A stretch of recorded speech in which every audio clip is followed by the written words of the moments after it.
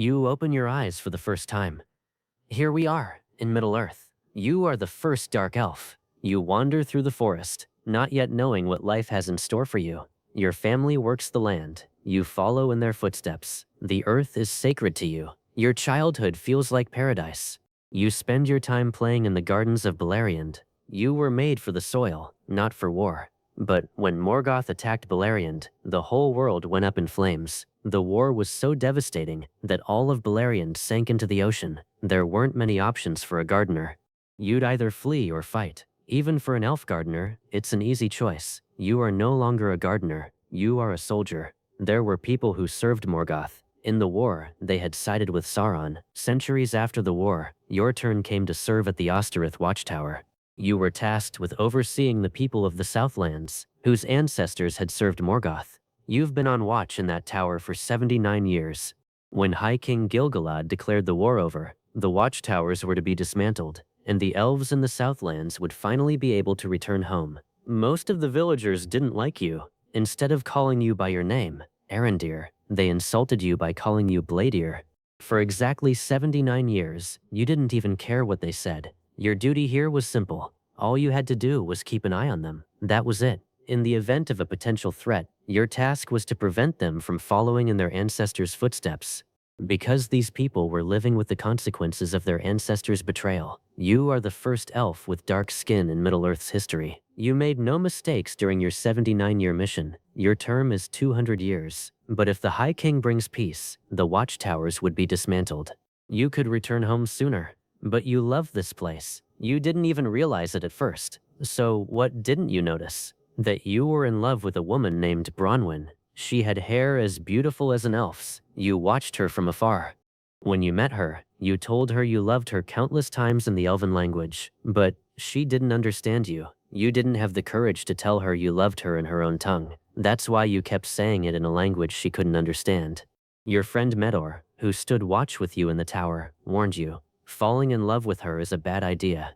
A union between an elf and a human has only happened twice in history. Both ended in tragedy and death. This relationship is cursed. You must be careful, he said. You know this too, but you still can't help yourself, and you fall in love with Bronwyn. She has a young son. Her husband had died of illness. She was living alone with her orphan child. She wasn't a doctor or a healer, but she was a woman who constantly helped the people around her. Maybe that's exactly why you fell in love with her. You talked to her a few times, and over time you realize she feels the same way about you. It feels so wonderful. For the first time, you're no longer just a tool to be used. Once the High King restores peace, the elves return to their homeland. Before leaving, you slip away from the tower to say goodbye to Bronwyn. Meanwhile, Bronwyn tells you about the plague in Hordern village. You go to the village together and find that everything has been burned to the ground.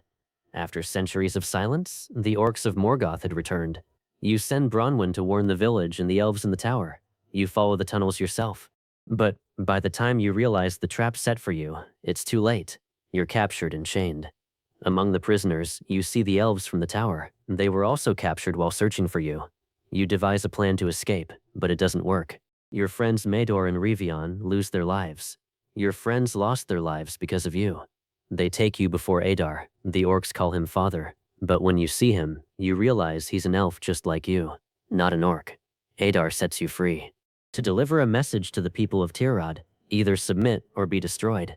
These people had betrayed once before. Now you don't know what they'll do. You tell them Adar's offer. They're afraid. Some want to accept, others refuse. In the end, with Bronwyn's support, some choose to fight. Others surrender to Adar. You retreat to the tower. You devise a few effective plans. But this isn't a war you can win. You know that.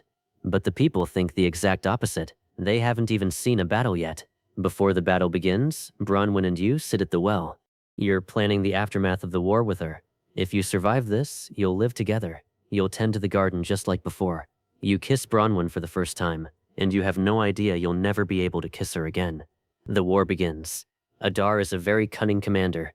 He wants to lure you and the people out of the tower. A few clever plans work. The people evacuate the tower. It's a trap. You realize this, but it's too late. Adar attacks again, and you lose the battle. Many are taken prisoner. Adar exterminates them. By dawn, the Numenorians arrive. Together with Lady Galadriel, you scatter Adar's army, but Bronwyn is wounded in battle. She takes an arrow to the shoulder. You use healing Alpharin seeds to treat her. You heal her wound, or at least you think you have. Lady Galadriel takes Adar prisoner. She wants to interrogate him. Meanwhile, everyone is savoring the victory and celebrating, but no one is aware of the treacherous Adar's plan. Adar admitted that he was one of the first elves transformed through torture by Morgoth, one of the Moriandor. When he saw that Sauron was using the orcs as tools, he said he had betrayed him and destroyed him. His goal was to build a home for the orcs. Lady Galadriel knew this was true, but she did not believe that Sauron had been destroyed. In the short time that followed, Adar's devious plan succeeded. Waldreg went to Osterith and opened the dam. The water flowed toward Orodruin. The volcano erupted. The Southlands were reduced to ash. As you celebrated, Mordor was being born. You didn't know this. After the eruption, Adar fled. Many people lost their lives. Very few survived. Bronwyn's son was missing. Fortunately, Lady Galadriel had found him after the eruption. Bronwyn and you decided to go to Pelargir, an old Númenorian colony on the Anduin River. You were going to settle there and make a fresh start. Bronwyn's son Theo was going to join you. On the way to Pelargir, Bronwyn's condition worsened drastically and she died. You thought she had recovered, but the poison from the arrow took effect later. A human body is not like an elf's. You learned this the hard way. The woman you loved more than anything in this life died in your arms. It was excruciating. Your friend Medor had warned you about this, but you hadn't listened to him. The woman you loved had entrusted her son to you. That's why you were trying to be a father to him. But Theo blamed you for his mother's death. Meanwhile, Adar was about to lay siege to Eregion. You didn't even have time to mourn the woman you loved. The pain was consuming you. Theo went missing. You set out to find him. At that time, Isildur was by your side. He was still a young warrior, but he listened to you. He shared your pain. It takes a long time to find Theo, but you find him. While they head to a safe place, you set off in pursuit of Adar, to avenge the woman you loved, because living or dying no longer matters to you. You capture and eliminate some orcs and interrogate them. With each passing moment, you get one step closer to Adar. Along the way, you eliminate the small orc packs that cross your path. After a while, you finally find him, in a massive orc camp. It's clearly a suicide mission, but you don't care. All you want is Adar, the father of the orcs. Your plan is ready, but then you see Lady Galadriel, chained as Adar's prisoner. You help Lady Galadriel. You break her chains, but you're cornered by the orcs. You rescue her with your bow and arrow. Together with Galadriel, you manage to fight your way out and escape. Galadriel had saved you once. Now you're saving her. You were born a gardener, but now you're fighting alongside one of the greatest elven commanders. After the Great War, Lady Galadriel had searched all of Middle-earth for exactly 500 years to destroy Sauron. Galadriel could tell from your eyes that you had a personal issue with Adar. She told you, there is a shortage of elven heroes tonight. It would be a shame to lose another one. Save your reckoning with Adar for later. Let's go now. You listen. She tells you she needs you at the walls of Eregion. Adar was coming there. The High King and Elrond were on their way with an elven army. They wanted to destroy Adar and his orc army. When the battle begins, you defend the city from atop the walls. Adar's army is massive. Giant trolls are trying to tear down the city walls.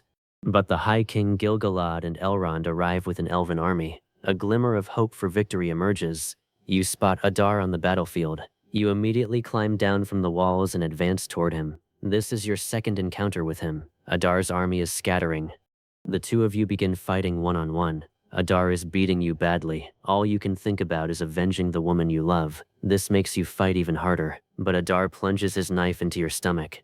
He wraps his arms around you, holds your head and says, "It'll all be over, my child," then turns and walks away. You lie there on the battlefield. You imagine Bronwyn. You want to be with her. You don't even know if this is the end. You try to get up, but you can't. You just lie there.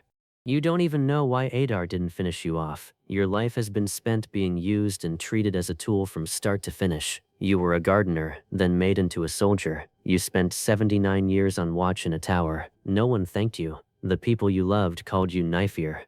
You fell in love, were warned, but didn't listen. You thought you saved the woman you loved. The poison killed her slowly. You tried to be a father, but you were rejected. You were stabbed, but you survived. But for what? This story will continue. But for now, you're just lying there.